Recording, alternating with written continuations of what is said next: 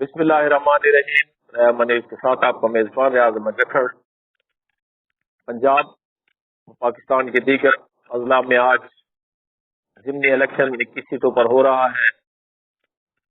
ये वही कहानी है जो 8 फरवरी की शुरू हुई थी। आज उसका सेकंड प्ले आज आवाम देखेगी कि अगर फार्म 47 पर ही ये हुकूमत बनाई गई है तो आज भी फार्म 47 जो है वो जेर गर्दिश रहेगा, क्योंकि अब उनकी तैयारी उससे बढ़कर होगी।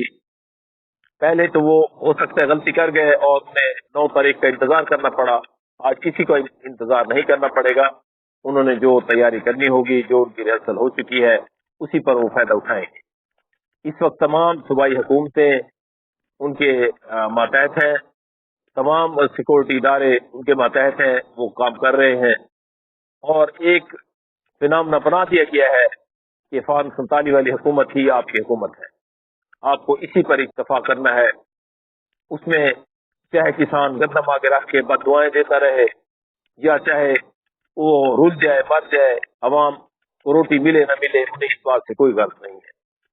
लेकिन इन तमाम बातों के बावजूद एक और ताकत भी है जिसे अवाम की ताकत कहा जाता है, और वो एक मुसलमा हकीकत है कि हुक्मरानी अवाम की वजह से होती है। वोट पर बालादस्ती अवाम की वजह से होती है। वोट को अगर कोई इज्जत दे सकता है तो वो अवाम दे सकती है।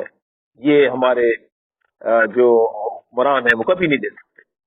इसलिए अवाम ने ये कोशिश की है कि वो आज भी उसी तरह खड़े हुए हैं।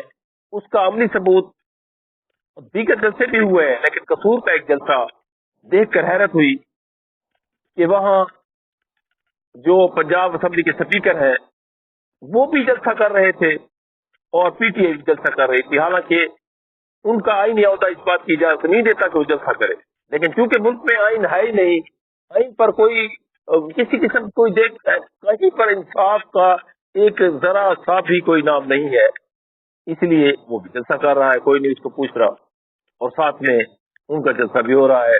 उस जलसे में लाखों की आवाम खड़ी हुई है और उसमें वो लोग क्योंकि सरकार के हैं, उन्होंने बल्दिया से असाज़ा को मजबूर करके बुलाया हुआ है और वो है। इसी पर जो आज इलेक्शन हो रहा है, इस इलेक्शन पर भी पहले से ही आ गया है कि किसी ने मार्की पर बुलाया हुआ है, किसी ने मारा हुआ है, किसी ने 45 फार्म पे पहले दस्तखत करवा लिए है।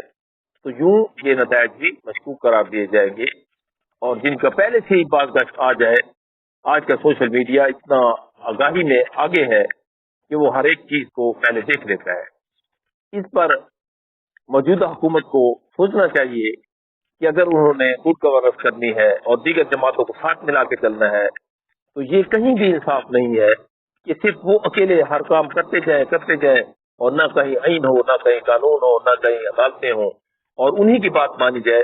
यूं ये काम नहीं चलेगा और ये अवाम उकता जाएगी, परेशान होगी और उन्हें फिर इसका खमियाजा भुगतना पड़ेगा। हालांकि वो 50 साल से हुक्मरान है, उन्होंने कोई खमियाजा नहीं भुगता, वो आज भी सदाबहार है। ये मुक़्तदर हल्के उन्हें बात रखते हैं, उनके केस बरी दर बरी हो जाते हैं और वो मिनटों में जनाब फिर हुक्मरान बन जाते हैं।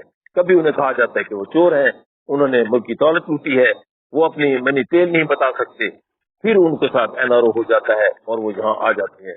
लेकिन अगर वो मुल्क की आवाम के लिए जो इस वक्त 10.5 करोड़ आवाम गुर्बत की लकीर से नीचे रह रही है, उन्हें ही कुछ दे पाते हैं, उनकी ही भलाई सोच लेते हैं।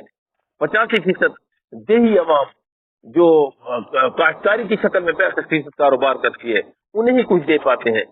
तो भी बेहतर है कि मुल्क में कम अज कम मुआशी इनकलाब तो लाए। अगर मुआशी इनकलाब ला गए तो फिर ये तमाम बातें खत्म हो जाएगी कि उन्होंने 45 फार्म लिया है, 47 फार्म लिया है, कैसे आया है, किस तरह भी आया है। लेकिन उन्होंने अभी तक इस तरफ कोई उनकी सिमत नजर नहीं आती। उन्हें ये सिमत मुकर्रर करनी होगी।